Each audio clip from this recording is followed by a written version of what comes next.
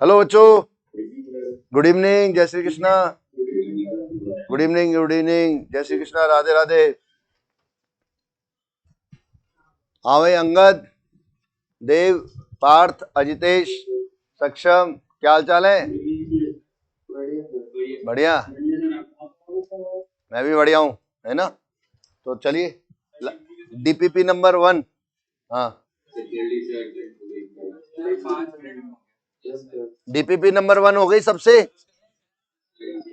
हाँ, तो उसके सॉल्यूशन बना के तैयार रखना भाई, है ना। हाँ, तुम्हें थोड़ी पता चलेगा। हाँ, मैं देख लूंगा, मैं मंगा लूंगा, है ना, 1 बाय 1। ठीक। हाँ बेटा,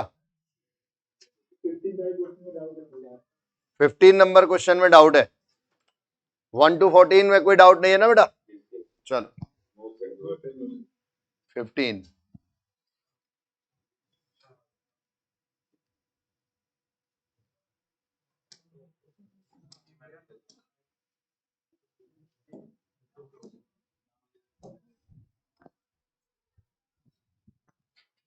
क्वेश्चन नंबर 15।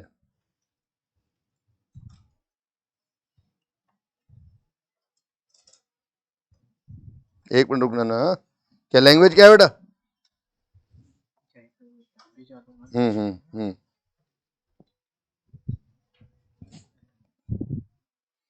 क्वेश्चन नंबर 15 क्या है क्या तुम्हारे पास? हार्ड कॉपी नहीं है? सॉल्यूशन तो नहीं चाहिए। हाँ भाई, किसको पूछना था? आदित्य, हाँ बता, क्या क्वेश्चन की लैंग्वेज बोल। हम्म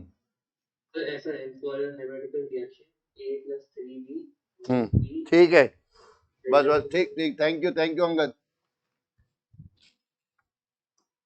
देखो, जो आपको रिएक्शन दे रखी है ना, तो उस रिएक्शन में लिखा है A+3B convert into P, delta H minus 2x kilo joule पर मोल ऑफ A, यानी एक मोल A के रिएक्शन होने पर डेल्टा H नेगेटिव आ रहा है। नेगेटिव साइन ये बता रहा है कि हीट रिलीज हो रही है बेटा। और कितनी हीट रिलीज हो रही है? 2x kilo joule. अगला जो रिएक्शन है M+2Q, M convert into 2Q plus R, delta H plus x kilo joule पर मोल ऑफ M, यानी M के एक मोल के रिएक्शन के लिए कितना हीट रिक्वायर्ड है, क्योंकि पॉजिटिव साइन दे रखा है तो रिक्वायर्ड हीट होगी। ठीक है, आगे लिखा हुआ है these reactions are carried out simultaneously in a reaction such that the temperature is not changing. तो टेम्परेचर को क्या रखना है बेटा? कांस्टेंट। तो ये दोनों रिएक्शन एक ही कंटेनर में हो रही है। अगर दोनों रिएक्शन एक ही कंटेनर में हो रही है तो एक्सोथर्मिक रिएक्शन भी है और एक एंडोथर्मिक रिएक्शन है। ये एक्सोथर्मिक रिएक्शन के कारण से हीट रिलीज होगी तो कंटेनर इन करेगा तो टेम्परेचर इंक्रीज होगा। लेकिन यहां पर ये प्लस अमाउंट ऑफ भी दे रखा है, इसका मतलब ये एंडोथर्मिक है। तो ये क्या करेगा कि जो हीट रिलीज हुई है कौन से में, इसमें, इसका कुछ अमाउंट, आधा अमाउंट ये एब्जॉर्ब कर लेगा। गिवन डेटा के अकॉर्डिंग आधा अमाउंट तो ये यूज कर लेगा, लेकिन आधा अमाउंट यूज कर लिए तो आधा तो बचेगा ना, जिसके कारण से टेम्परेचर बढ़ जाएगा कंटेनर का। तो टेम्परेचर कांस्टेंट बनाए रखने के लिए क्या होना चाहिए? हीट रिलीज जितनी हो रही है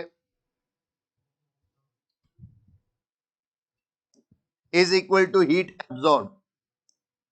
ये कॉन्सेप्ट लगाना पड़ेगा बेटा, तब कंटेनर का टेम्परेचर कांस्टेंट रहेगा। आदित्य, क्लियर है बेटा? हाँ,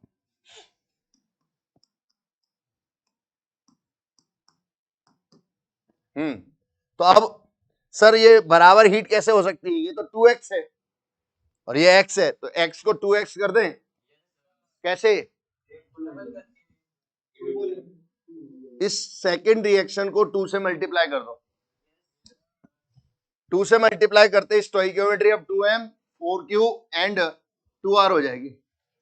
तो जितना यहां पर हीट रिलीज हो रही है -2x is equal to +2x, ये दोनों बराबर हो जाएंगे हीट रिलीज।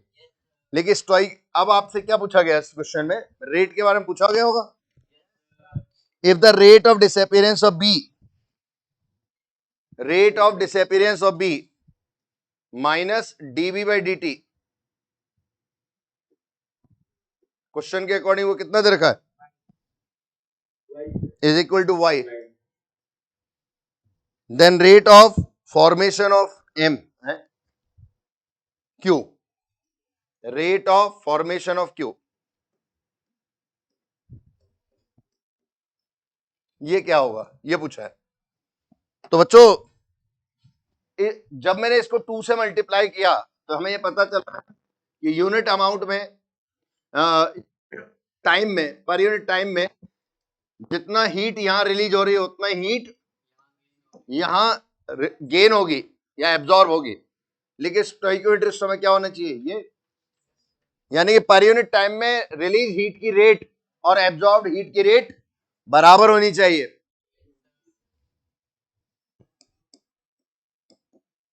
तो ए और एम का डिसअपीयरेंस रेट से, हाँ, रेट बराबर होगी तभी तो टेम्परेचर इक्वल हीट होगी। इक्वल हीट के कारण से क्या होगा? टेम्परेचर में कोई चेंज नहीं होगा।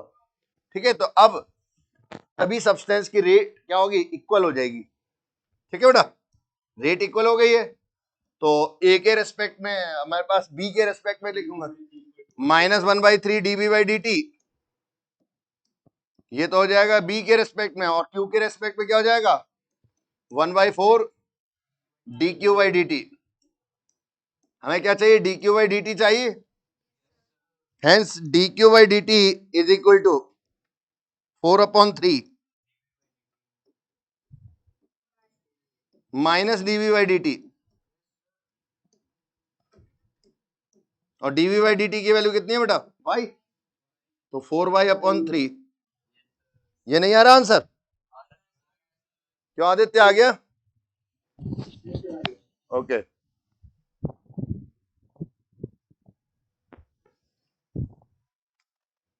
चलो। हाँ यार, तो बचपन से पढ़ रहा है यार। जब मैंने बोल दिया 1 to 14 तक कोई डाउट नहीं, तब तो तू बोला ही नहीं। अब बोल, टाइम पे ज्वाइन करो। कौन सा 8th का? कौन सा पढ़?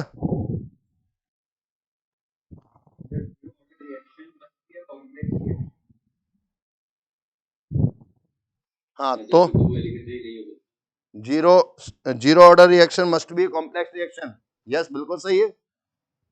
तो इसका उल्टा बोल, पढ़ के देख। कॉम्प्लेक्स की जगह सिंपल लिख ले। और सिंपल के बारे में क्या सिखाया था? एक ऐसी रिएक्शन जो एक ही स्टेप में हो रही हो। अगर एक स्टेप में होगी तो उसकी molecularity he order of reaction होगी। तो और ऑर्डर वो कह रहा है एक स्टेप वाले का 0 है, तो मॉलिक्यूलरिटी भी 0 होनी चाहिए, तो हो ही नहीं सकता।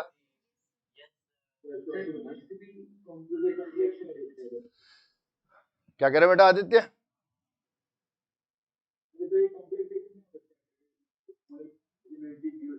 हाँ बिल्कुल, 0 ऑर्डर अगर आ रहा है तो कॉम्प्लेक्स होना जरूरी है। ठीक है, हाँ यही चीज मैं बता रहा। अंगद क्लियर है? हाँ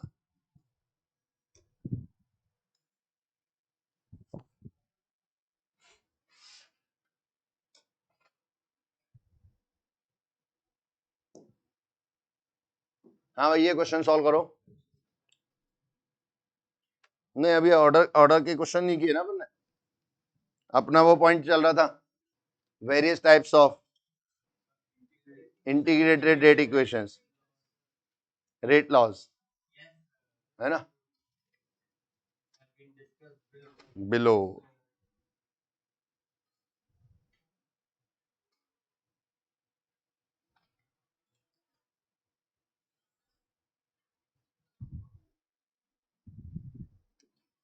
ये देखो इंटीग्रेटेड रेट इक्वेशन है, लिखना नहीं है, ये तो मैं बता रहा हूं, वो अपन ने लास्ट क्लास में लिखा था डिस्कस बिलो। तो जीरो ऑर्डर के लिए डिफरेंशियल रेट लॉ क्या होगा, डिफरेंशियल रेट लॉ क्या होगा बेटा, minus D R upon D T. Minus sign क्यों ले रहा हूं, क्योंकि यहां पर आर मतलब रिएक्टेंट ले रहा हूं, इज इक्वल टू क्या लिखोगे, rate constant into amount of reactant to the power zero. ठीक है, टू द पावर जीरो होगी तो किसी सब्सटेंस की पावर जीरो है तो क्या होगा, वन हो जाएगा, इसलिए इसका डिफरेंशियल रेट लॉ क्या हो जाएगा, minus D R by D T equal to K.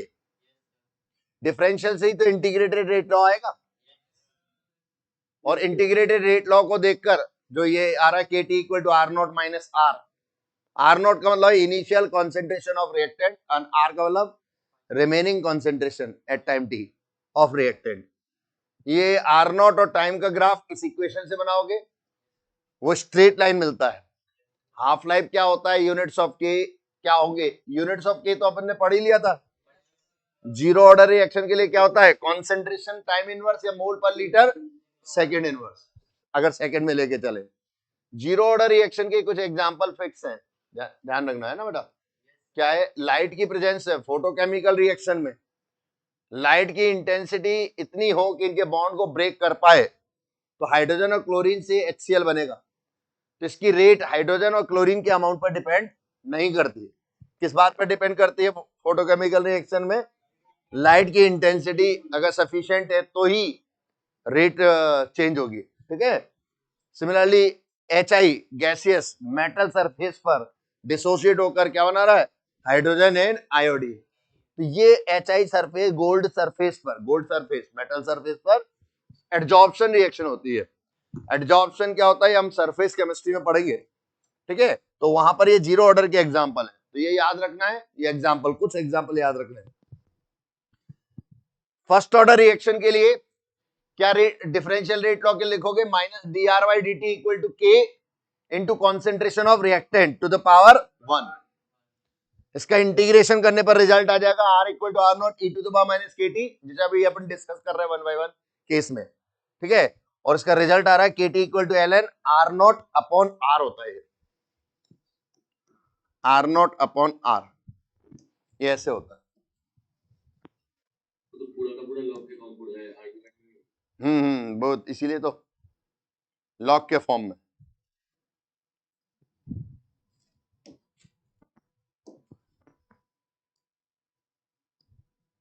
ठीक है, यहां पर स्ट्रेट लाइन का ग्राफ कब आएगा, जब L N R versus T में ग्राफ बनाओगे, और इसका हाफ लाइफ का फॉर्मूला आता है L N two upon K, L N two होता है 0.693 अपॉन के। ठीक है, और इसकी यूनिट क्या होगी के की, time inverse second inverse. Example क्या है, डिकम्पोजिशन ऑफ H2O2।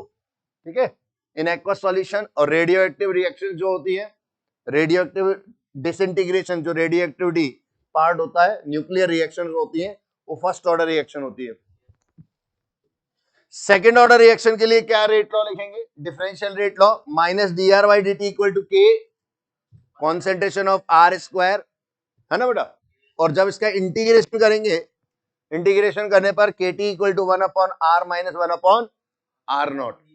ठीक है, और 1 अपॉन आर वर्सेस टाइम का ग्राफ यहाँ पर कैसा आएगा, स्ट्रेट लाइन, और हाफ लाइफ की वैल्यू क्या होगी 1 upon K into R not.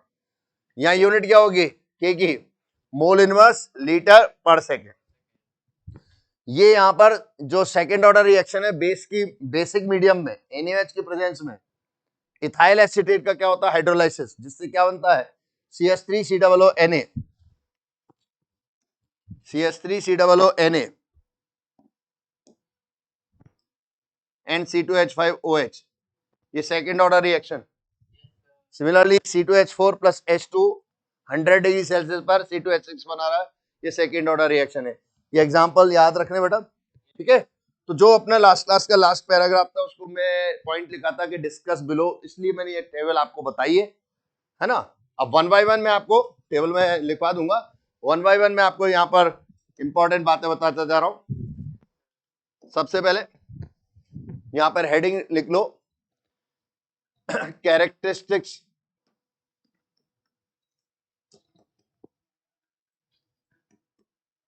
Characteristics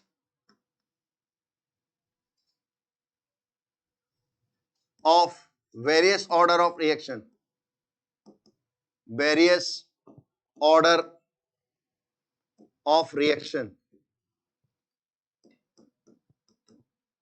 अलग अलग ऑर्डर ऑफ रिएक्शन के क्या क्या चारित्रिक विशेषताएं।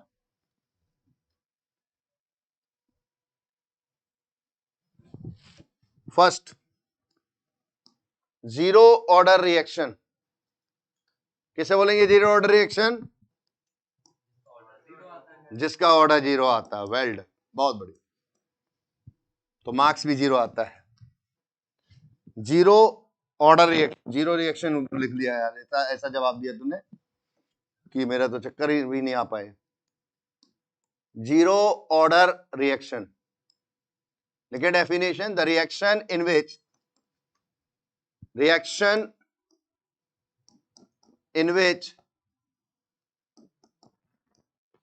rate is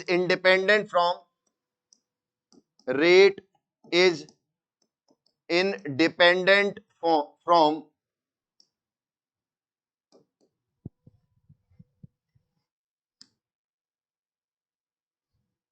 amount of reactant।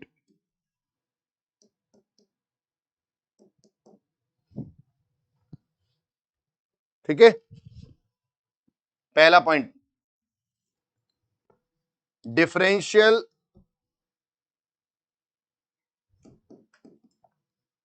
Rate law for such type of reaction. अगर आपके पास रिएक्शन है ए कन्वर्ट इनटू बी, ये कोई रिएक्शन है, ठीक है, तो ए कन्वर्ट इनटू बी में न्यू1 सी न्यू2 ये इनकी स्टोइकियोमेट्रिक कोएफिशिएंट है, तो रेट इक्वल टू -1/न्यू1 d a by D t, and b के रिस्पेक्ट में 1/न्यू2 d b by D T is equal to, क्या लिखोगे बेटा, रेट कांस्टेंट, और जो रिएक्टेंट की कॉन्सेंट्रेशन उसकी पावर क्या हो जाएगी, 0, या सिंपली हम क्या लिख सकते हैं, के को मैंने नॉट लिख दिया, ऐसे ही लिख दिया, जीरो ऑर्डर का रेट कांस्टेंट इसलिए के नॉट।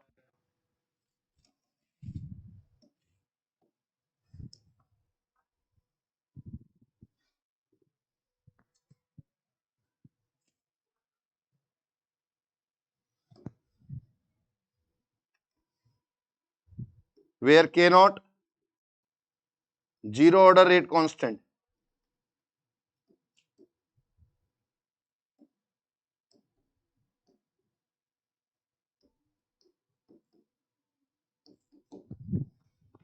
ठीक है, न्यू1 एंड न्यू2 स्टोइकियोमेट्रिक कोएफिशिएंट। अगर मैं स्टोइकियोमेट्री का यूज करूं, इनिशियली कॉन्सेंट्रेशन या अमाउंट ए का मैं ए मान लेता हूं, बी का तो 0 रहेगा, तो किसी पर्टिकुलर टाइम टी पर कॉन्सेंट्रेशन ए माइनस एक्स मान लें इसको, तो क्या होगा, न्यू2/न्यू1 इंटू एक्स, बी का अमाउंट।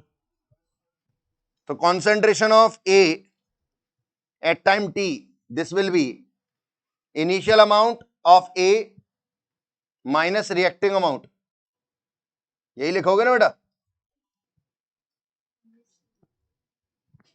रिएक्टिंग अमाउंट ऑफ ए। भाई ये ए का मतलब क्या है, amount of a remaining at time t. Remaining amount कैसे निकालोगे, initial amount minus reacting amount, जो कि हमने थ्योरी में क्या लिखा है, a minus x, and concentration of B at time t,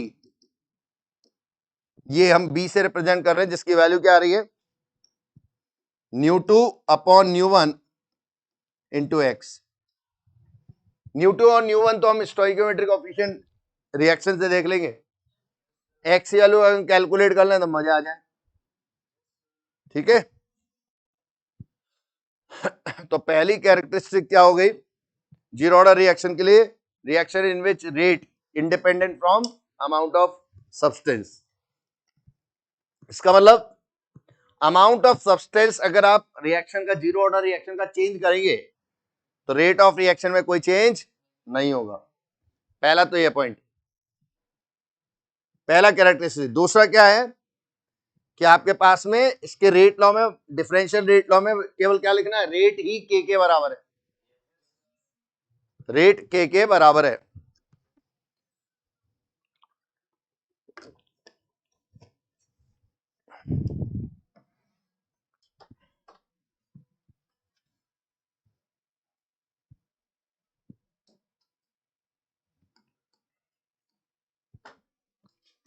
first, second,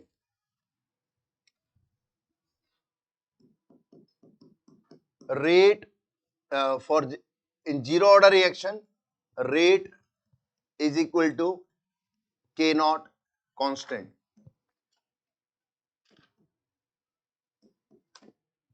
ठीक है बेटा, rate equal to K not है, इसलिए अगर कोई आपसे पूछ ले कि रेट और टाइम के मिनट में ग्राफ कैसा आएगा,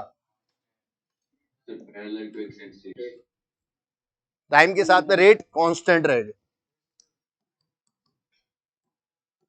मैंने बोला था टाइम के साथ कैसा आएगा, तो एक बच्चा बोला कि सर कांस्टेंट आएगा। कांस्टेंट क्या आएगा, रेट कांस्टेंट आएगी, लेकिन ग्राफ कैसा आएगा, पैरेलल टू एक्स एक्सिस। और ये जो ओ पॉइंट है और ये ए है, ओ ए को क्या बोलेंगे बेटा, रेट कांस्टेंट, नोट कर लो।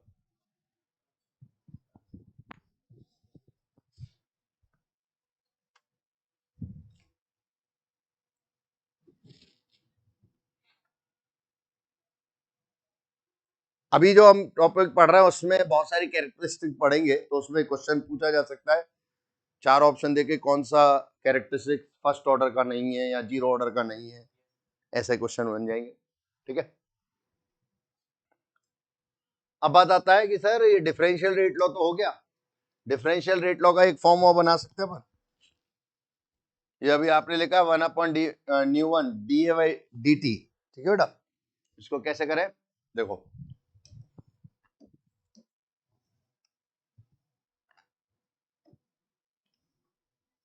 -1/न्यू1 d/dt, ए की कॉन्सेंट्रेशन क्या बेटा, a minus x is equal two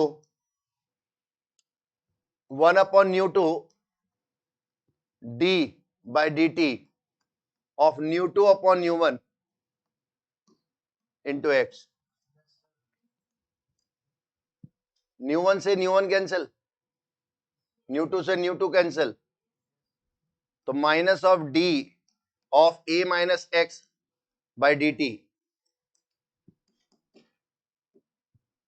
is equal to d x by D t. बोलो हाँ या ना। कई बोलेंगे सर ये कैसे आ गया, ये डायरेक्ट कैसे आ गया। अरे ये डायरेक्ट ऐसे आ जाएगा कि इसको भी सॉल्व, देखो मैंने इससे सॉल्व किया, न्यू2 से न्यू2 कैंसिल, और न्यू1 यहां पर आएगा, न्यू1 यहां से ये भी कैंसिल, कैंसिल कैंसिल कैंसिल, ठीक। फिर D x by D T यहां वाला वो कहां कॉपी कर दिया, इसका भी रिजल्ट है ना, क्यों, क्योंकि इसको जब एक्सपांड करेंगे तो क्या लिखेंगे, minus of D A D T D x by D T, यही तो लिखोगे आप। और टाइम के साथ ए का चेंज जीरो रहेगा, ए इनिशियल अमाउंट है और वो कांस्टेंट है, ठीक है, इसलिए वो जीरो रहेगा। तो आ गया ना D x by D T, this is equal to K naught. Hence differential order का फॉर्म क्या हो गया बेटा, dx by D T is equal to K naught. Differential form आने के बाद जब हम इसका इंटीग्रेटेड इक्वेशन लिखें integrated rate equation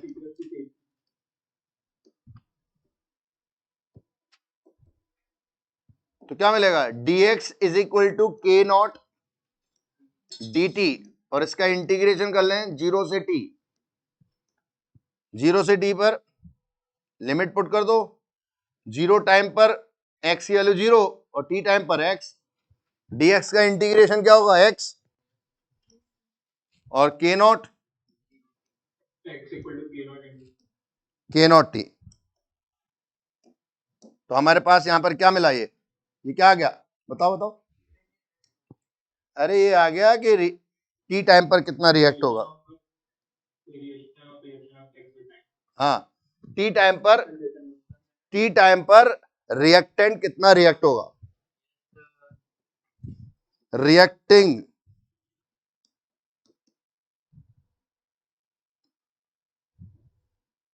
amount of a, ये आ गया बेटा।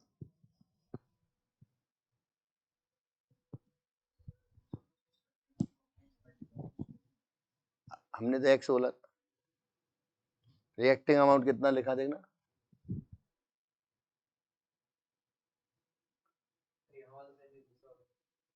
अरे दूसरा हो या तीसरा हो, रिएक्टिंग अमाउंट तो एक्स ही है।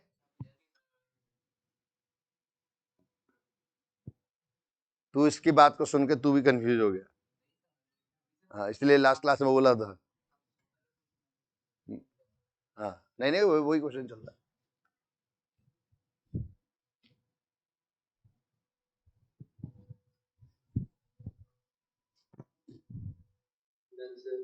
Thank you.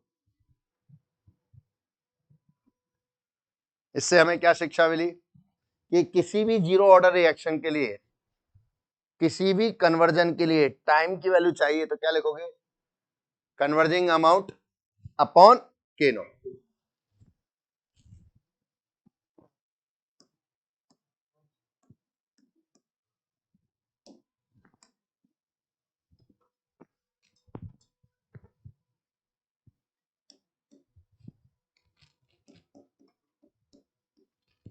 Fourth integrated rate equation के लिए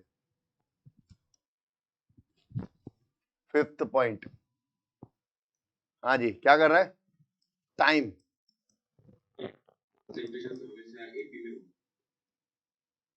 नहीं यार, हमेशा कौन बोला,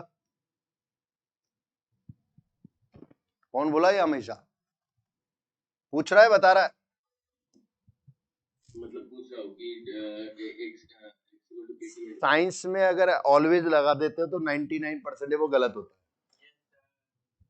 हमेशा नहीं बोलना, हाँ ये जरूर कह सकते हो कि यहाँ एपी बनेगा, हाँ बनेगा, उसकी कंडीशन है एपी बनने के लिए। अभी देखते हैं, रुको पहले, time equal to X upon K naught, ठीक है ना। हाँ, टाइम इंटरवल जब सेम होगा ना तब एपी बनेगा, ठीक है। चल हाँ, तो time equal to X upon K, X का मतलब हो गया रिएक्टिंग अमाउंट, ठीक है। अगर आपसे कोई पूछ ले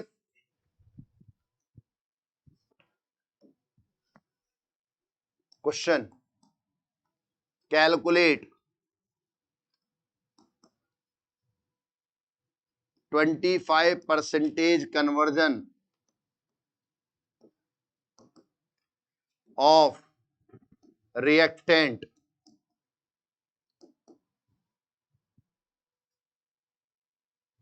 calculate 25% conversion of reactant time, required time in zero order reaction, zero order reaction, zero order reaction में रिएक्टेंट के 25% कन्वर्जन होने के लिए कितना रिक्वायर्ड टाइम होगा, ये क्वेश्चन है। तो रिएक्टिंग अमाउंट कितना हो गया बेटा, जो percentage conversion 25 upon 100 of initial amount. मान लीजिए इनिशियल अमाउंट ए है, तो एक्स की वैल्यू हो गई 25 upon 100 into A. So the time for 25% conversion this will be A by 4 K naught.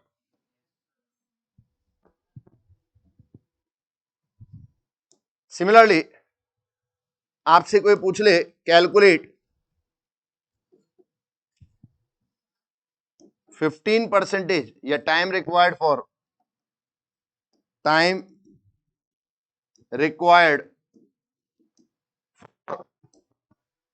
15% conversion of reactant in zero order reaction, तो क्या answer आ जाएगा बेटा?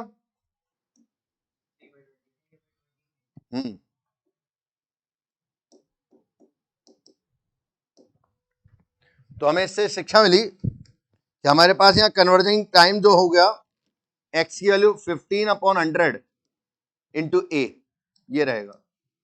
सो the time 15%, this is equal to क्या लिखे भाई? 3A/20 K not. ठीक है, note कर लो. डन. सभी बच्चों ने नोट कर लिया बेटा? ओके.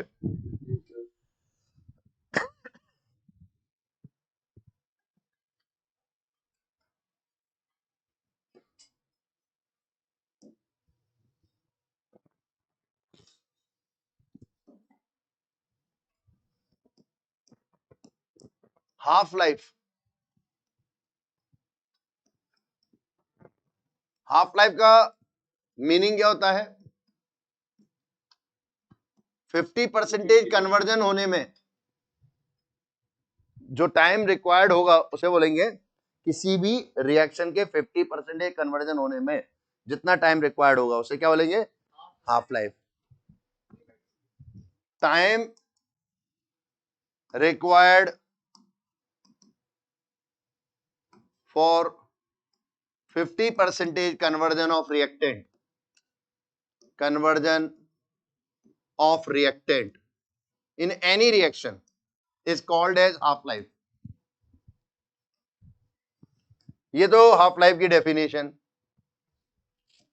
और इसका फाइनल डेटा T50% या फिर T1/2, 50/100 1/2 होगा, या इसका और रिप्रेजेंटेशन T.5. अलग अलग रिप्रेजेंटेशन जब लिखेंगे तो क्या x की वैल्यू क्या आ गई बेटा? A/2.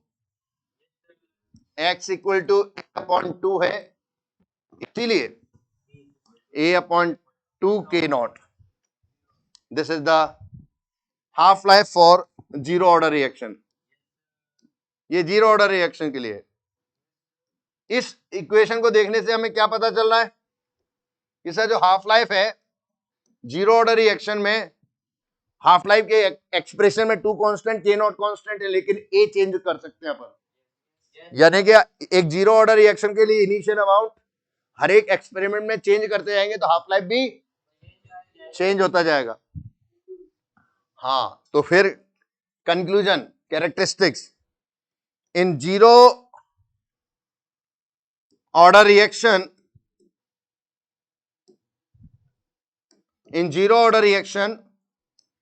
half life is directly proportional to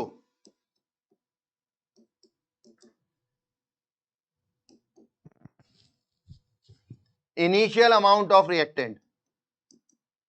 Initial amount of reactant.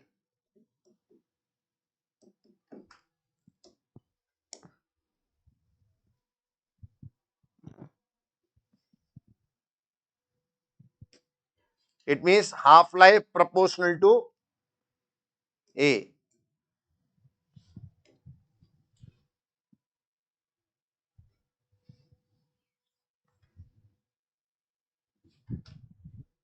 ठीक है?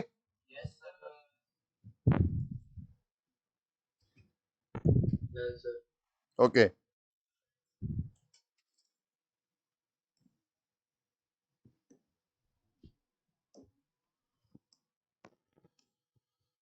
for a zero order reaction, zero order reaction,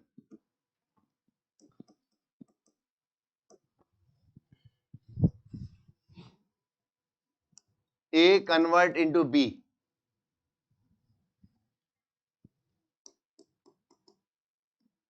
Time value and concentration of A. 0 minute, concentration 2 molar. 5 minute,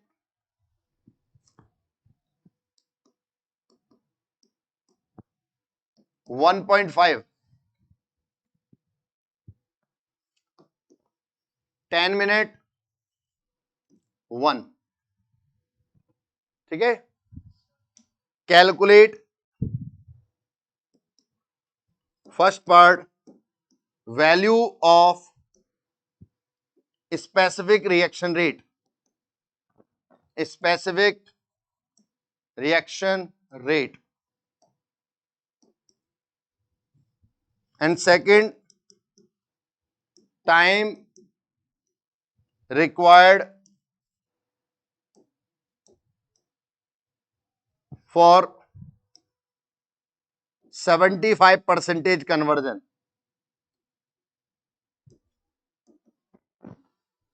of reactant in above reaction. And third one,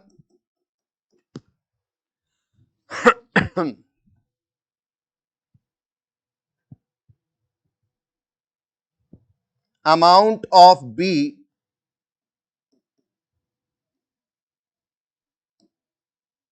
at 50 minute.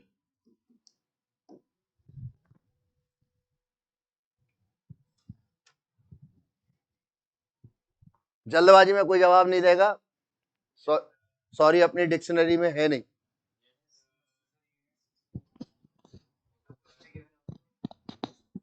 हाँ, और क्या.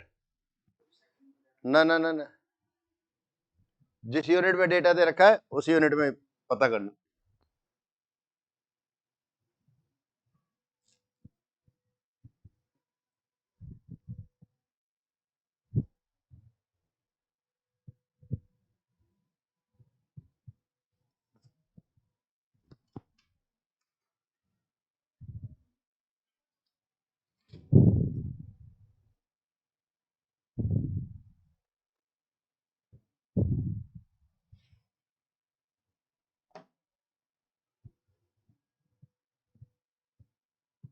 Ajitesh answer बता रहे हो क्या?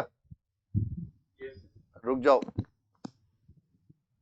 जिन जिनके आंसर आ जाए वो केवल हाथ खड़े कर लेना.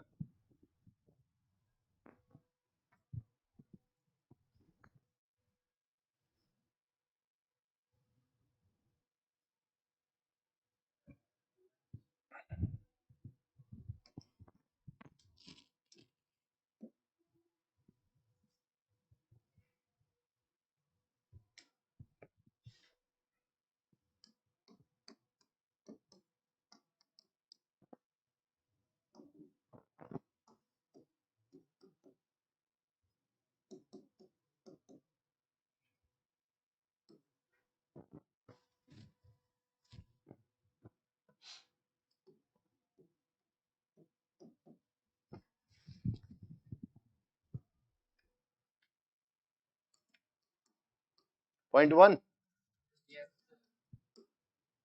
Unit molarity minute inverse. ठीक है, ये इनिशियल अमाउंट ए है और ये ए माइनस एक्स है. इन दोनों का डिफरेंस निकालेंगे तो क्या आ जाएगा? एक्स. एक्स आ जाएगा ना. कैलकुलेशन थोड़ी कर रहा हूं मैं, थ्योरी सिखा रहा हूं. ठीक है, चलो second, time required for 75% conversion. तो 75% के लिए एक्स की वैल्यू क्या होगी बेटा? 3a/4 के नॉट, और 3/4 इंटू ए कितना बेटा? 2. के नॉट कितना है? 0.1. ठीक है, 60/4 15.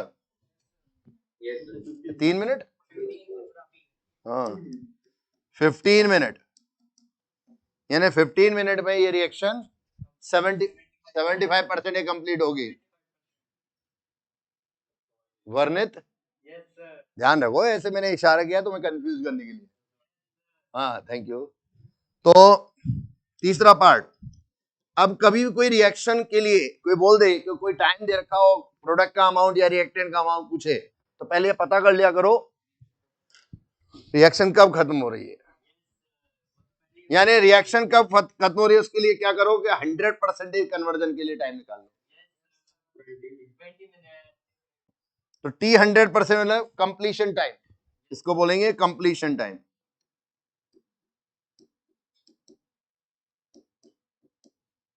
इस समय पर एक्स की वैल्यू क्या हो जाएगी, ए अपॉन के नॉट। ए कितना है 2 और ये 0.1, यानी 20 मिनट में खत्म हो गई रिएक्शन। तो 20 मिनट में कंप्लीट हो गई, और भाई साहब 50 मिनट की बात कर रहे हैं, कौन बैठा रहेगा? 20 मिनट में ही रिएक्शन जब खत्म हो गई तो ए पूरा का पूरा बी में कन्वर्ट हो जाएगा। Hence amount of B is equal to 2 molar, क्योंकि यहाँ स्टोइकियोमेट्री 1:1 है, इसलिए जितना रिएक्ट होगा उतना ही प्रोडक्ट बनेगा। 1:3 होता तो ट्रिपल बनता। हाँ बहुत बढ़िया, बहुत बढ़िया, शाबाश, बहुत ठीक है। तो तीनों पार्ट सबको समझ में आ गए भाई?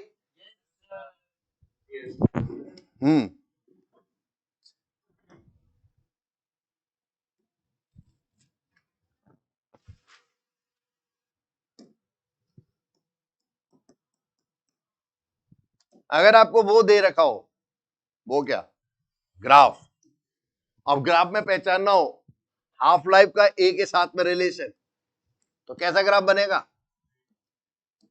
ग्राफ भी स्ट्रेट लाइन। तुमने सही बोला स्ट्रेट, लेकिन मैं तुम्हें गलत कर सकता हूं क्योंकि तुमने आधा बोला। स्ट्रेट लाइन ये भी होता है ना, और पासिंग फ्रॉम, तो पासिंग मतलब काटते हुए, गलत है। क्यों? क्योंकि टाइम नेगेटिव नहीं हो सकता। तो जो बोलो तो क्लियर बोलो यार। स्टार्टिंग नहीं, मैं भावना कितनों की भावना समझूंगा, समझ में ऐसे थोड़ी बोलेंगे।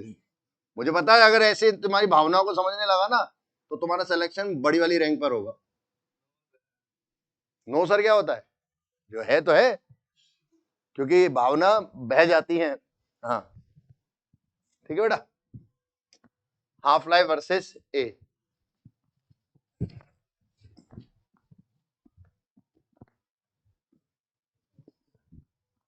ठीक है। अच्छा इसका स्लोप क्या है? tan theta is equal to 1/k0, यानी कि जो स्लोप का इनवर्स होगा वो क्या कहलाएगा?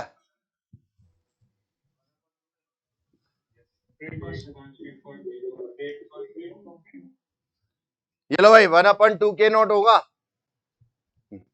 1/2k0, ठीक है।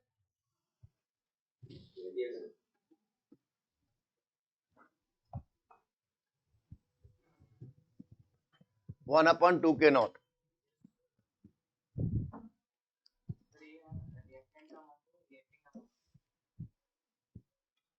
कौन पूछ रहा है?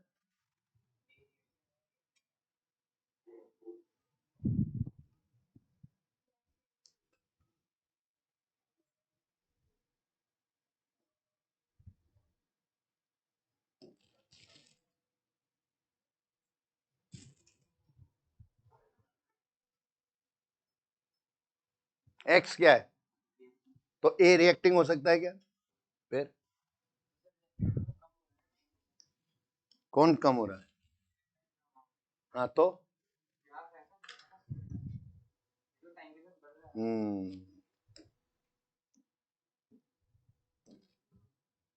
गुड।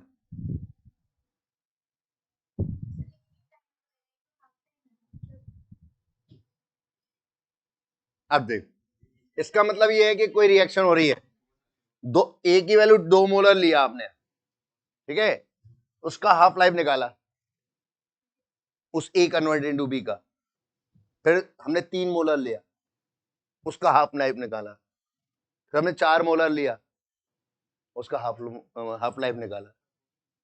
तो हाफ लाइफ इसके प्रोपोर्शनल है, इनिशियल अमाउंट चेंज करते जाओगे तो हाफ लाइफ चेंज होगा, यही तो बोल रहे।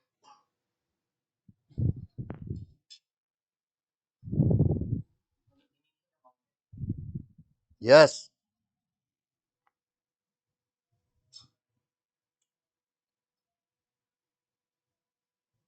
क्या टाइम टेबल क्या रहता है पढ़ाई का तुम्हारा? लेट नाइट है ना, इसलिए गड़बड़। और घर पर लेट नाइट, और क्लास से पहले पढ़ते रहते हो, थोड़ा आराम किया करो, थोड़ा आराम करा करो क्लास से पहले भी। नहीं इससे नहीं, मैं तो तेरे से कह रहा हूँ ना, नहीं मैं तुम्हें बता रहा हूँ, ठीक है, कुछ कारण से तो क्लास से पहले रिलैक्स होकर बैठो, क्लास को एग्जाम की तरह ट्रीट करो।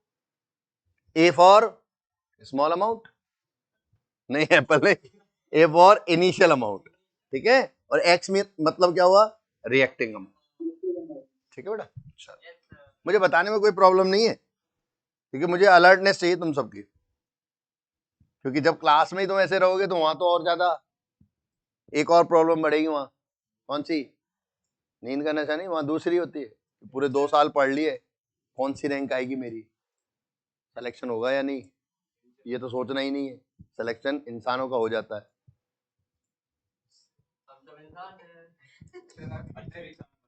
इनडायरेक्टली क्या, हाँ सही बोल रहा हूँ ना, इनडायरेक्टली क्या डायरेक्टली बोल रहा हूँ मैं, हाँ हाँ, इंसान गलतियों का पुतला है जिसको हम दशहरे के दिन जला देते हैं। इसका कोई मतलब है, पुतले होते हैं ना, गलतियों के पुतला है, गलती को जलाना है बस। हाँ भाई, अगर वो हो dx by dt versus A, ये नहीं, अब बोलो,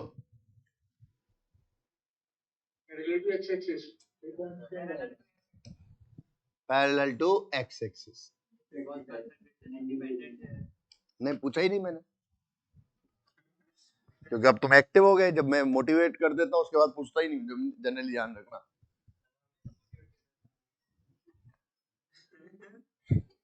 वर्णित, कल मैंने क्लास में बोला था ना, ज्यादा चांचू नहीं करने का, नहीं तो चाइनीज बना दूंगा,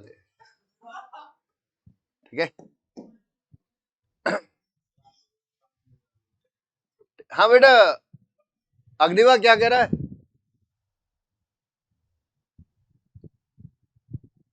ठीक है, कुछ नहीं सर, गलती से है। हाँ हाँ, वही वही पूछ रहा था मैं कि कोई डाउट तो नहीं है ना। हाँ जी सर, मैं बोल नहीं जा रहा था। अच्छा हाँ हाँ, थैंक यू। हाँ जी, तो ये हो गया। Next, reactant concentration, next characteristic, reactant concentration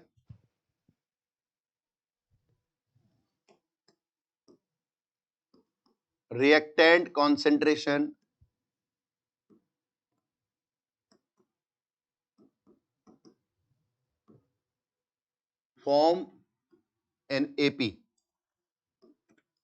for equal time interval, equal time interval के लिए रिएक्टेंट कॉन्सेंट्रेशन क्या बनाएगा बेटा, सीरीज एपी, ए कन्वर्ट इनटू बी। अभी एग्जांपल में हमने देखा था, टाइम की वैल्यू 0 मिनट हो तो रिएक्टेंट की कॉन्सेंट्रेशन ए नॉट मान लें, एग्जांपल में ए कन्वर्ट इनटू बी था, लेकिन मैं यहां पर थियोरेटिकल फॉर्म में कॉन्सेंट्रेशन ऑफ ए T = 0 पर ए नॉट मान रहा हूं, और 10 मिनट पर टाइम 10 मिनट पर, है ना, तो ये क्या हो जाएगा, ए नॉट माइनस के इंटू 10। 20 मिनट पर कितना हो जाएगा, ए नॉट माइनस 20 के।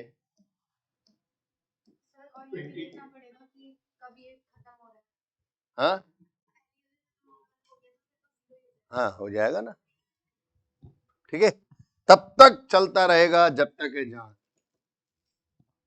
ठीक है। तो इस तरह से ये क्या बन गया, यहां पर इक्वल टाइम इंटरवल है 10 10, equal time interval, equal difference भी आ रहा है, ठीक है बेटा, इसीलिए वो एपी बना। तो जो बालक ने बोला था ना कि सर हमेशा यहाँ रिएक्टेंट कॉन्सेंट्रेशन एपी बनाएगी, तो हमेशा गलत हो गया ना बेटा। Yes sir.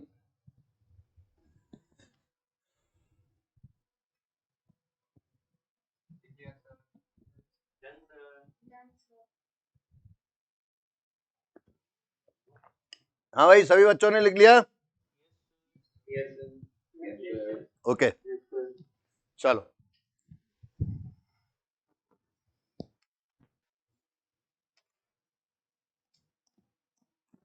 Unit of A for zero order reaction is equal to क्या होता है, मोल पर सेकेंड, मोल पर सेकेंड, बिल्कुल सही कह रहा है, मोल पर सेकेंड। नहीं नहीं, अगर अमाउंट को मोल में लेगा तो सही बोल रहा है ना बेचारा, क्या सही कह रहा है कि ये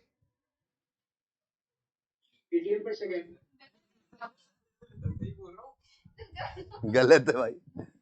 अबे रेट की यूनिट क्या होती है, अमाउंट पर डिपेंड करेगी, तो अगर मोल में लेना चाहो तो मोल में भी सही है, लेकिन अमाउंट को जनरली हम कॉन्सेंट्रेशन में लेके चलना भी है ना, तो तू सही था वैसे जाने अनजाने, गलती से तू सही है, और जो तुम लगातार मोलैरिटी मोलैरिटी बोल रहे हो, तुम गलत हो।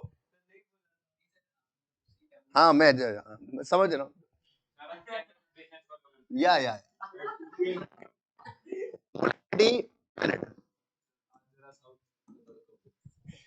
बेटा, ओके 10th नंबर है बेटा,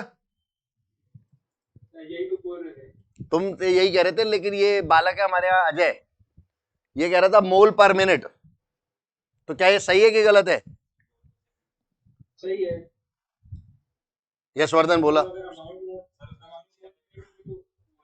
हाँ तो अगर अमाउंट मोलैरिटी में लेंगे तो ठीक है, अपन जो बोल रहे हैं सही है, लेकिन बालक ने बोला मोल, तो वो भी तो सही है यार, कहाँ गलत है। हाँ तो मैं याद दिलाने के लिए मैंने इसलिए रोक दिया, नहीं तो मैं चाहता तो इसको इग्नोर कर देता, हाँ तू सही है, चलो भाई आगे बढ़ते, ताकि अब दोबारा से बात आ गई है, रिवीजन हो गया सबका। हाँ चलो, अब क्या, अब भाई हमारे पास ये है प्रोडक्ट,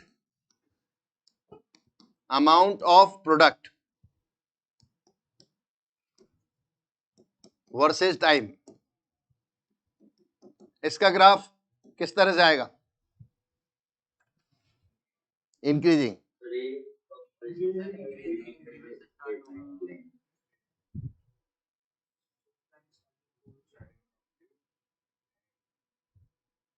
एंड क्या,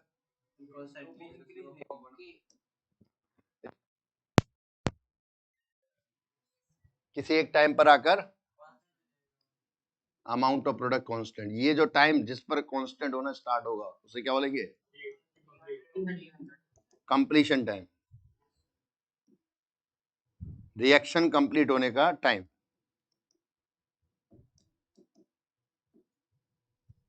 ठीक है। यहां ये कॉन्सेंट्रेशन बी मैक्सिमम हो अगर reaction a convert into B है तो,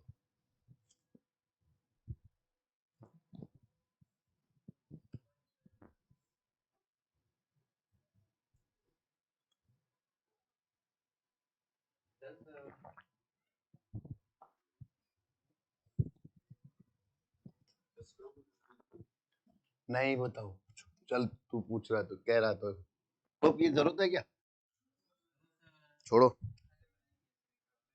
हाँ जी, जीरो ऑर्डर के बारे में सबको समझ में आ गया? Yes, sir.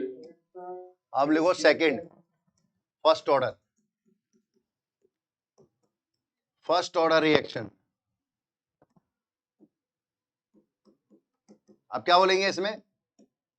इसकी definition, the reaction in which rate is directly proportional to amount of reactant। Directly जब बोल रहे हैं तो पावर वन बोलने की जरूरत नहीं है। Reaction in which rate of reaction is directly proportional to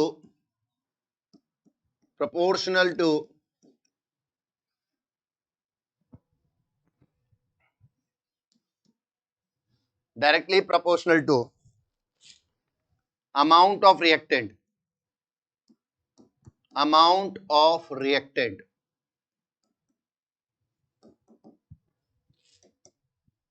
ठीक है बेटा। सो इस फर्स्ट ऑर्डर रिएक्शन का differential rate law first order में सिखा दिया, डायरेक्ट लिख रहा हूं मैं, dx by dt is equal to क्या लिखें? k concentration of A। अगर रिएक्शन A कन्वर्ट इनटू B है तो इसका डिफरेंशियल फॉर्म कैसे लिखोगे बेटा? Minus D A upon D T is equal to K, ठीक है, इंटू कॉन्सेंट्रेशन ऑफ ए। और x के टर्म में dx बाई डी टी, अरे minus D A by D t dx by D t होगा कि नहीं बेटा? Is equal to k1 a minus x. A for initial concentration या अमाउंट, initial amount of substance, x मतलब reacting amount,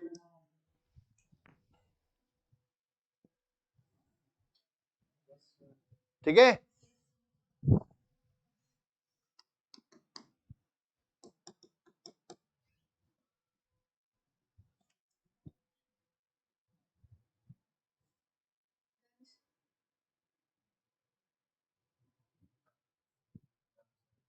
K1 का मतलब क्या बेटा? First order rate constant, first order rate constant.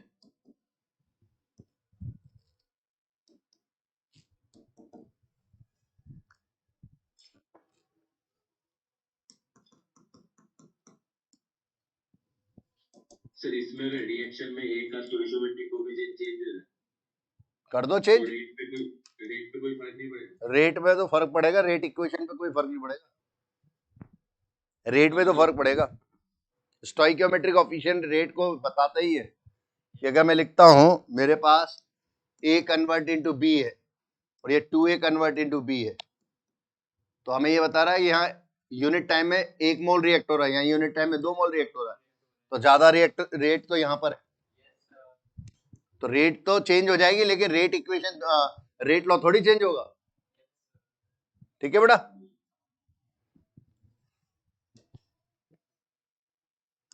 dx by D T time के साथ कैसे डिक्रीज करेगा? गलत, हाँ लॉग आएगा, ऐसे डिक्रीज हो एक्सपोनेंशियली। व्हाई? क्योंकि टाइम के साथ, as the time increase then concentration of A decrease exponentially.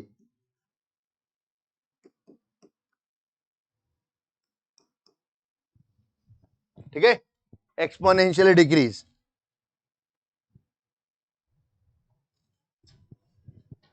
कैसे पता चला कि एक्सपोनेंशियली डिक्रीज हो रहा है? उसके लिए हम यहां इंटीग्रेटेड रेट इक्वेशन देख रहे हैं,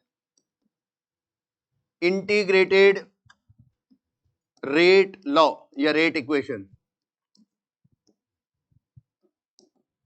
तो differential form minus D A by D T थी is equal to K one into concentration of A, तो minus D A upon A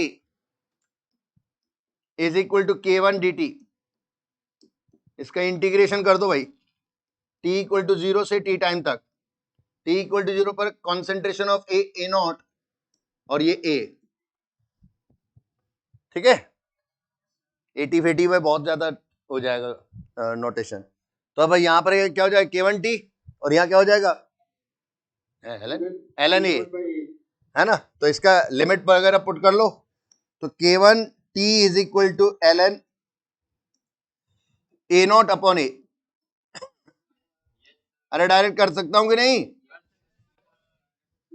minus sign कहां पे लगाऊं, हाँ तो माइनस हटा दिया तो सब कर दिया, है ना। हाँ ठीक है बेटा, ये इंटीग्रेटेड इक्वेशन आ गई। अच्छा, इसी का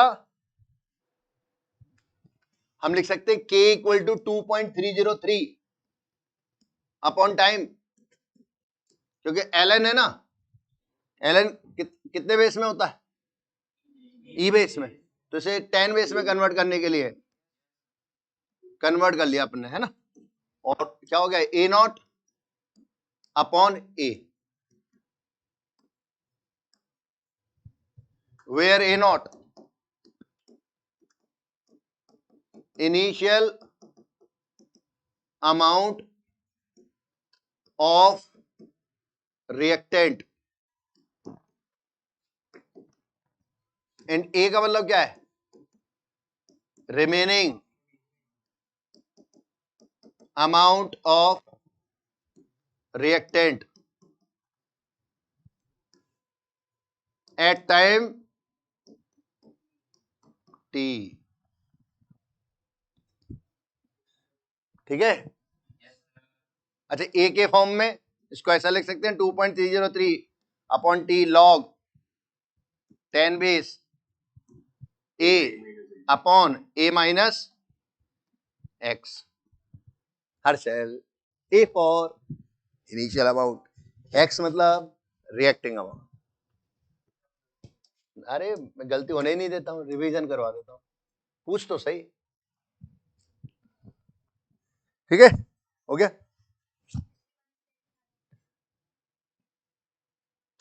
ये हो गया, ठीक है। अब पिछली वाली स्लाइड में ये लिखा हुआ था, ये अब इसका भांगड़ा करा दिया मैंने।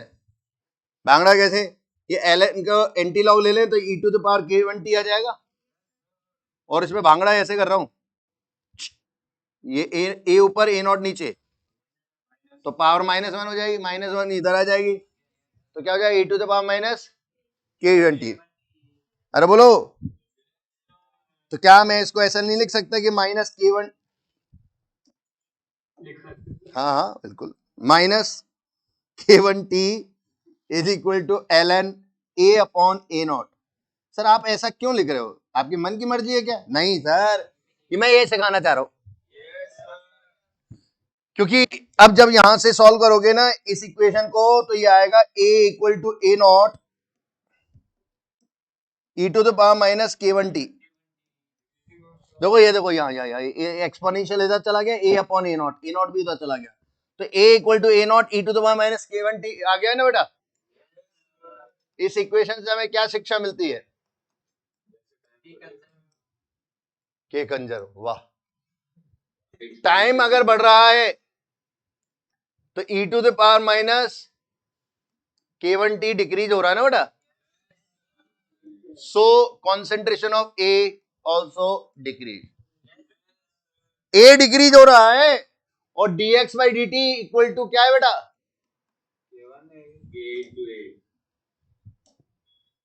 k1 into a, a decrease हुआ एक्सपोनेंशियली, तो dx भी एक्सपोनेंशियली डिक्रीज होगा। इसलिए एक्सपोनेंशियल डिक्रीज। और तू लीनियरली डिक्रीज बोल रहा था, तो क्या दिमाग लगाना चाहिए था, जो है तेरे पास कम।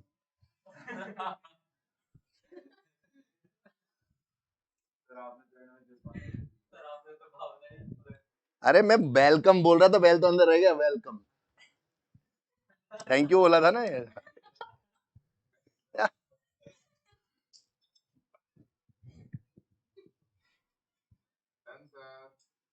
संभाल के रख। हाँ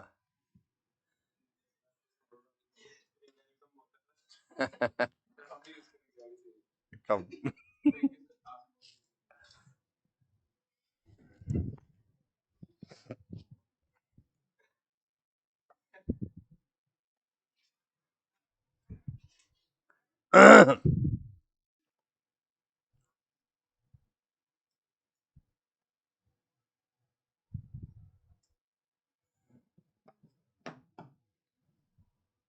हाँ धनंजय, सही है ना? हाँ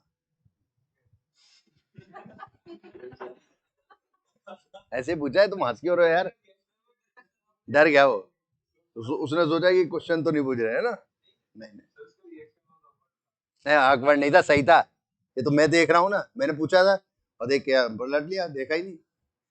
मुझे तो पता है बच्चे के बारे में पूछ रहा था, और क्या।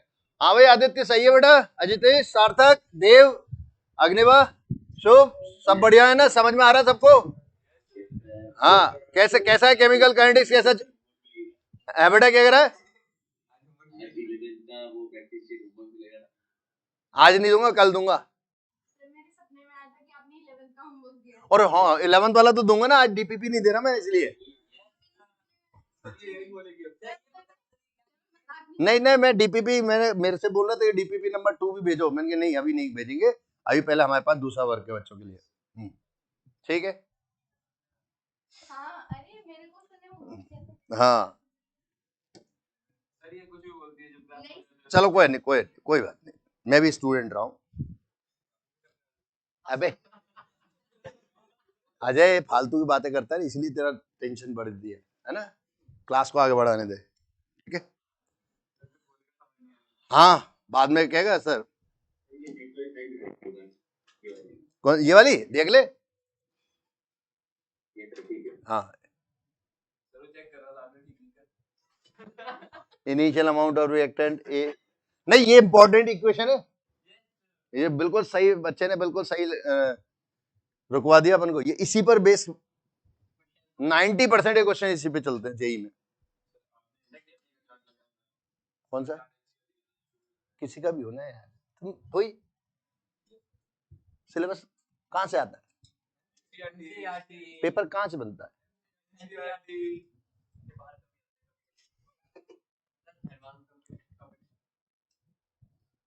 व्यर्थ में बताया जाए।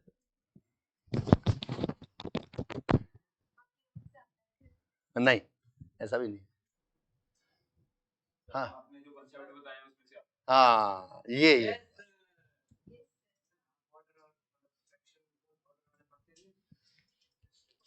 nth ऑर्डर में बता दूंगा मैं उसको, जब तो nth ऑर्डर बोल रहा हूँ ना। ए बेवड़े, अब ये बेवड़ा ही है और क्या है। हाँ मैं कह रहा हूँ कि nth ऑर्डर की रिएक्शन में पड़ेगा, नहीं सर जनरलाइजेशन करके जाओ।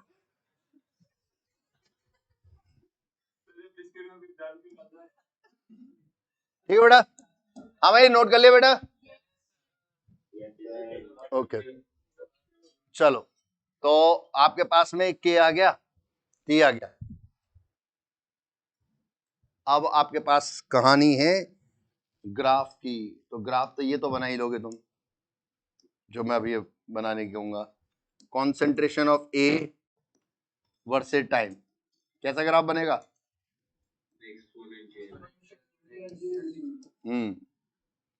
इनिशियली ए नॉट रहेगा, टाइम के साथ में डिक्रीज होगा, और टाइम एक्सेस को टच नहीं करेगा।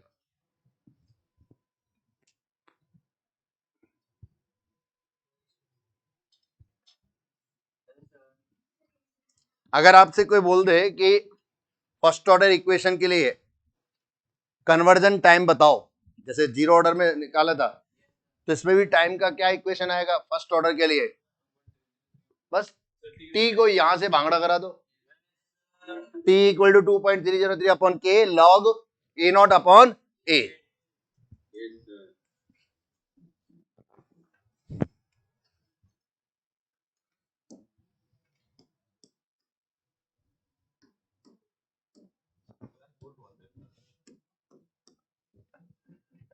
अजय जैसा हो रहा है, ठीक है। तो आपके पास में मैं बात कर रहा हूं यहां पर एक ऐसी टर्म की के की वैल्यू आएगी, या dx बाई dt हो गया time required for fractional conversion of reactant. Reactant के फ्रैक्शनल कन्वर्जन के लिए कितना टाइम लगेगा, ठीक है। फर्स्ट ऑर्डर के लिए तो क्या लिखोगे, time is equal to 2.303 upon K A naught upon ए से पहले लॉग लिख देंगे,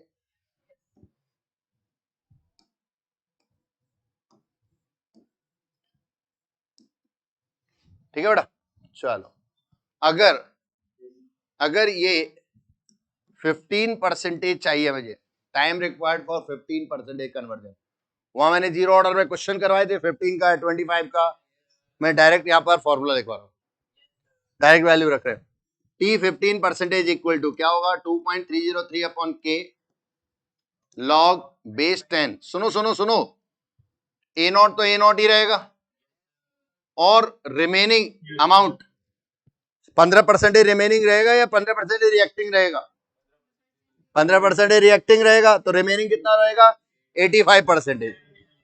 75 कौन बोला? कैलकुलेशन ज्यादा हो गई उसकी, ठीक है।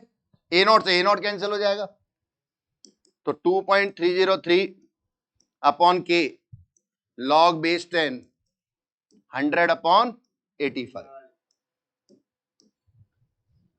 कुछ लॉग की वैल्यू याद होंगी तुम्हें, कभी हम यूज करते थे, कौन से चैप्टर में सबसे ज्यादा यूज किए थे? आयोनिक इक्विलिब्रियम में, ठीक है। बताओ लॉग 2 की वैल्यू,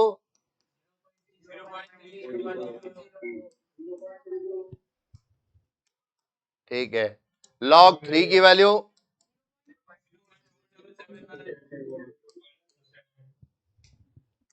ओके। लॉग 5 की वैल्यू,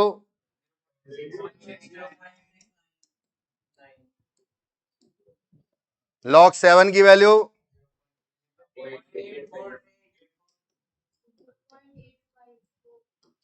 कुछ भी है, 8451। लॉग 9 की वैल्यू 2 टाइम्स ऑफ 0.4771। कुछ ऐसी वैल्यू ध्यान रखेंगे, है ना, बाकी सॉल्व करते जाएंगे, है ना। सिमिलरली अगर आपसे बोले कि टाइम रिक्वायर्ड फॉर 25% कन्वर्जन आ जाए, तो क्या बोलेगा, 25% के लिए क्या, लॉग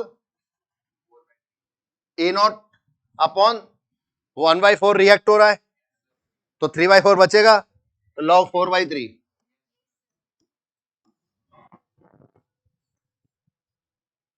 यहां ए नॉट से ए नॉट कैंसिल, यानी ए नॉट का कोई यूज रहा क्या यहां पर? सिमिलरली यहां पर भी ए नॉट का कोई यूज नहीं है। लॉग 4 और लॉग 3 की वैल्यू हम जानते हैं, बहुत बड़ी।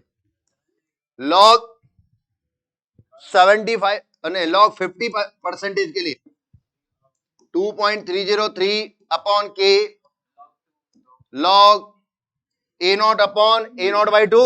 अरे ओरली बोल दूं कि नहीं, सबको क्लियर है बेटा? ओके, अभिषेक क्लियर है? कोई अभिषेक है कि नहीं, वैसे ही बोल रहा हूं। अभिषेक हाँ हाँ, ये धनंजय जैसी आवाज आ रही है ये, है ना? अरे तेरे को धनंजय बना रहा हूं, और क्या चाहिए धनंजय? कैसी बात कर रहा है? बाद में यही तो करना है, मोरल ड्यूटी। मार्क्स।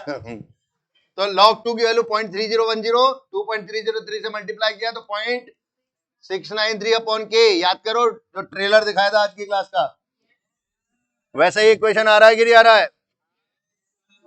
ओके, तो टी 75% कन्वर्जन के लिए क्या आएगा? 0.303 अपॉन के लॉग, बताओ रिमेनिंग अमाउंट कितना रहेगा? 1/4, तो log 4 हो जाएगा। और log 4 को क्या लिखेंगे? 2ln2। अच्छा, अरे मैं log 4 को पूछ रहा था, 2ln2। बे यार वर्णित के पड़ोसी, 2 log 2 मतलब 2 इंटू 0.693 अपॉन के। और ये 0.693 अपॉन के कहीं देखा नहीं लग रहा? हाँ, 50% का जो टाइम है ना फर्स्ट ऑर्डर का, उसका डबल कर दो तो वो 75% होगा।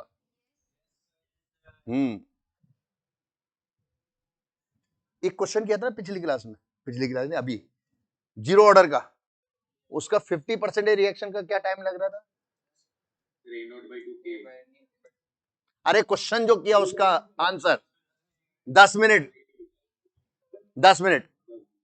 50% जो रिएक्शन है जीरो ऑर्डर में जितना टाइम लगता है उसका डबल करके देखो, 20 मिनट। 10 का 20 हो गया ना? तो 50% रिएक्शन का कंप्लीशन का जो टाइम है उसको अगर डबल कर दें तो जीरो ऑर्डर में तो वो कंप्लीशन टाइम होता है, और फर्स्ट ऑर्डर में 75% कन्वर्जन होता है। ये डिफरेंस हो जाएगा, ठीक है? हाँ, क्या कह रहा है? नहीं, हाँ, टी 100% 2.303 अपॉन के लॉग, भाई साहब लॉग 1, लॉग इन्फिनेटिव और लॉग इन्फिनेटिव। इन्फिनेटिव मतलब नॉनसेंस, अजय नॉनसेंस है, यहां पर नॉनसेंस है, ठीक है?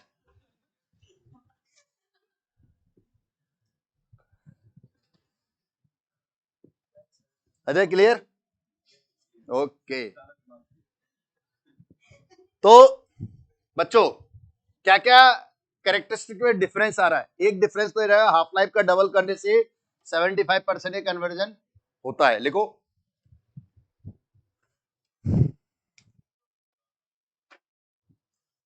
In first order reaction, in first order reaction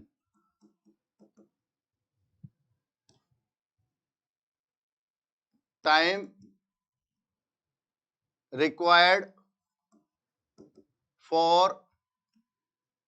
75% conversion of reactant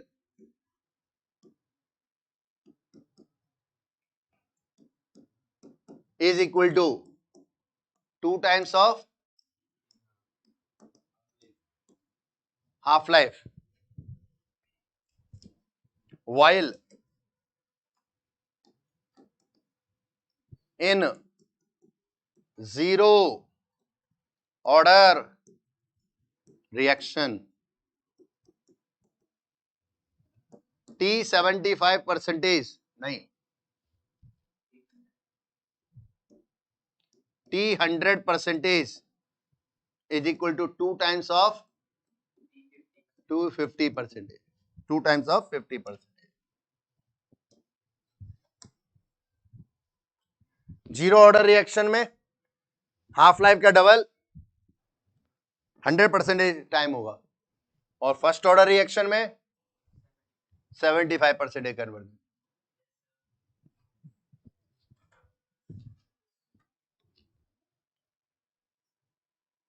zero order reaction complete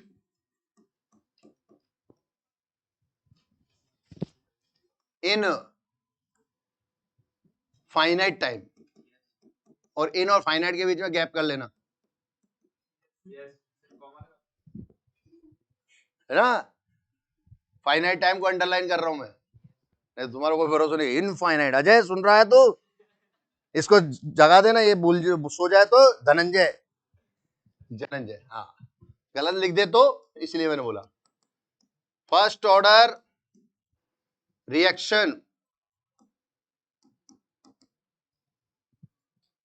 takes infinite, एक साथ, टाइम फॉर कंप्लीशन।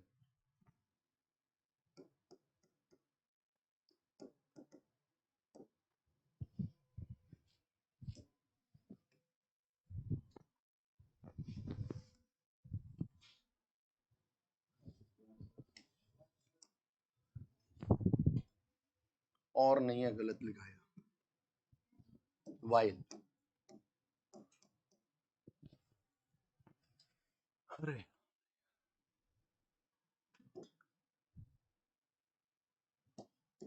हाँ भाई,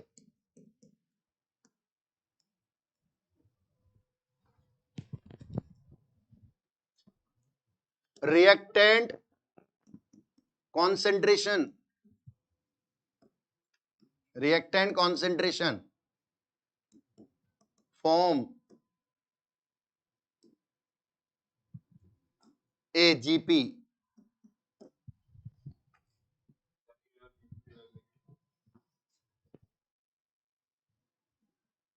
for equal time interval, equal time interval.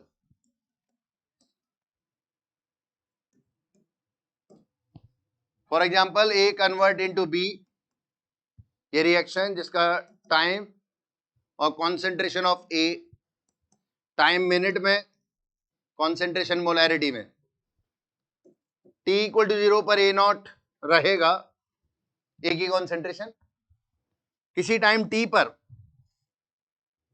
इसकी कॉन्सेंट्रेशन, ए की कॉन्सेंट्रेशन क्या होगी, a naught e to the power minus k t, और 2t time पर टी का डबल 2t, तो a naught e to the power minus 2k1t, 3t time पर a naught e to the power minus 3kt। इस तरह से equal time interval कैसा है, 0 से टी टी, टी से 2t टी, 2t से 3t T, equal time interval, और इधर रेशियो इक्वल आ रहा है। कौन सी सीरीज बन रही है, JP.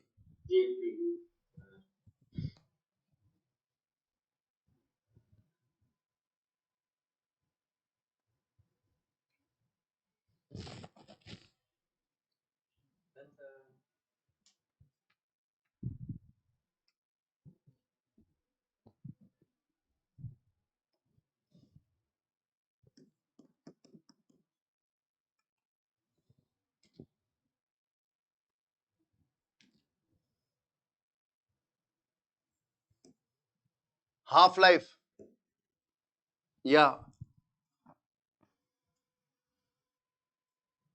Half life, half life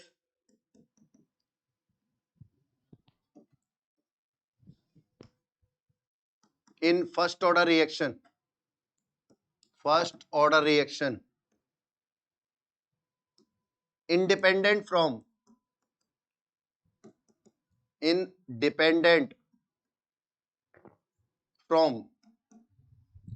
amount of reactant। Zero order में क्या था, इनिशियल अमाउंट ऑफ रिएक्टेंट पर डिपेंड कर रही थी, क्या, half life. It means half life proportional to A to the power 0। इसका मतलब हर्षल, A for initial amount, T half मतलब हाफ लाइफ। अब ए की वैल्यू चेंज करने से क्या हाफ लाइफ चेंज होगी? नहीं, कांस्टेंट। इसका जो ओ से ए वैल्यू है वो क्या होगा? Half life. वाह, हाफ लाइफ जोड़ोगे ओ से ए 0.693 अपॉन के। हाँ, वो हाफ लाइफ ही रहता है। लेकिन ओए को 0.693 में ओए का डिवाइड करते हैं तो क्या मिल जाएगा? के।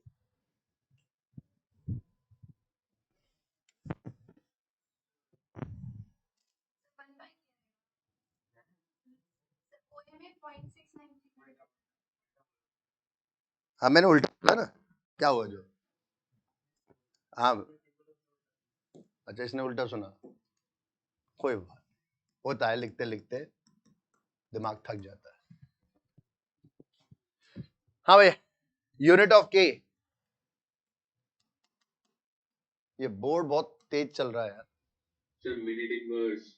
हाँ सर, मिनट इनवर्स या टाइम इनवर्स, ठीक है। यूनिट ऑफ के।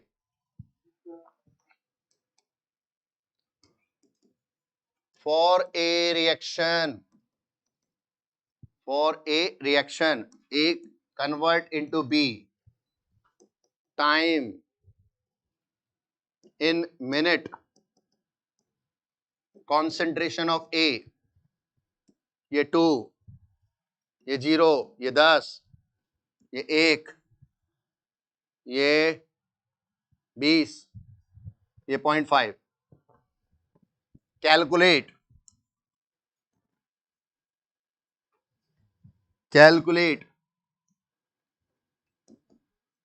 क्या कैलकुलेट करना है? वैल्यू ऑफ के एंड सेकेंड T75% कन्वर्जन।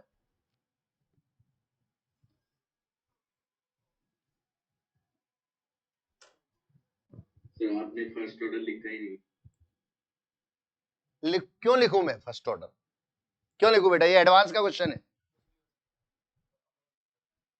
अरे अभी कैरेक्टरिस्टिक पढ़ाई तो है, यहाँ इक्वल टाइम इंटरवल है, तो क्या जीपी बन रहा है कि नहीं बन रहा है ये देखो। किसने पूछा ये क्वेश्चन कि सर आपने फर्स्ट ऑर्डर नहीं लिखा? अजितेश तूने? अग्निवा ने बोला होगा जरूर, है ना अग्निवा? हाँ, इसीलिए तो जेई मेंस का क्वेश्चन होता तो ठीक है, ये एडवांस का है क्वेश्चन, एक डेटा मैंने हटा लिया।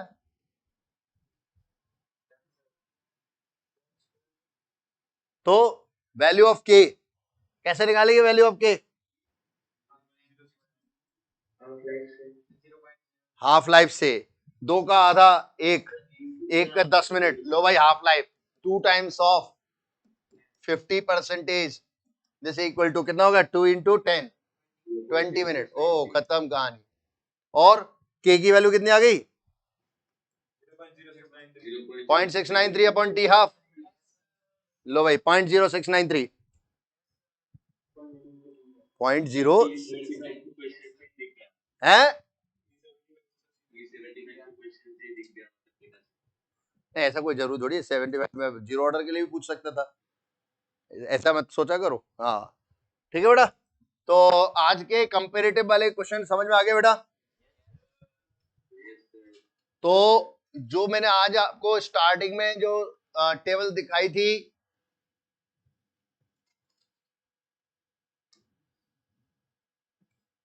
ये वाली टेबल का ये पॉइंट क्लियर हो गया है, ये वाला पॉइंट क्लियर हो गया है ना बेटा? ये सारे पॉइंट तो ये नोट्स में मिल जाएगा, ठीक है। अब ये सेकंड ऑर्डर के लिए नेक्स्ट क्लास में पढ़ेंगे और जनरल ऑर्डर के लिए नेक्स्ट क्लास में पढ़ेंगे, ठीक है। और जो कैरेक्टरिस्टिक्स मैंने लिखाई हैं उन कैरेक्टरिस्टिक्स को अच्छे ढंग से क्या करना है? रिवाइज करना है, ठीक है। और मेरी तरफ से क्वेश्चन लेके जाना है। अगर क्वेश्चन शायद तुम्हारे डीपीपी में है यार, ये क्वेश्चन देख लूंगा पहले, मैं डीपीपी देख लूंगा कल। आज का, हाँ ठीक है, तो नेक्स्ट क्लास में पढ़ेंगे अपन nth ऑर्डर के रिएक्शन के लिए कैसे कैरेक्टरिस्टिक ढूंढते हैं, सेकेंड ऑर्डर के लिए क्या कैसे देखते हैं, स्यूडो यूनिमोलिकुलर रिएक्शन क्या होती हैं, और आपको बताऊंगा ऑर्डर डिटर्मिनेशन के मेथड। और जो होमवर्क रहेगा 11th क्लास का वो आपके पास प्रैक्टिस शीट सारी डीपीपी कर चुके हैं आप लोग, है ना? तो आपके पास बुक है ना वो प्रैक्टिस शीट, अपने पास प्रैक्टिस शीट, हाँ डीपीपी आपको स्टार्ट करनी है। पहले 11th क्लास की जो डीपीपी मिली थी, ठीक है ना, उसमें गैसियस स्टेट की डीपीपी, एक ही डीपीपी है तुम्हारे में है ना, बस हाँ। तो डीपीपी 1, 2 और 3 डीपीपी है शायद, उसमें 3 डीपीपी सॉल्व करनी है आपका, यह होमवर्क है गैसियस स्टेट का, ठीक है, प्रॉपर सॉल्यूशन के साथ कल तक, ठीक है, ये आपका होमवर्क रहेगा।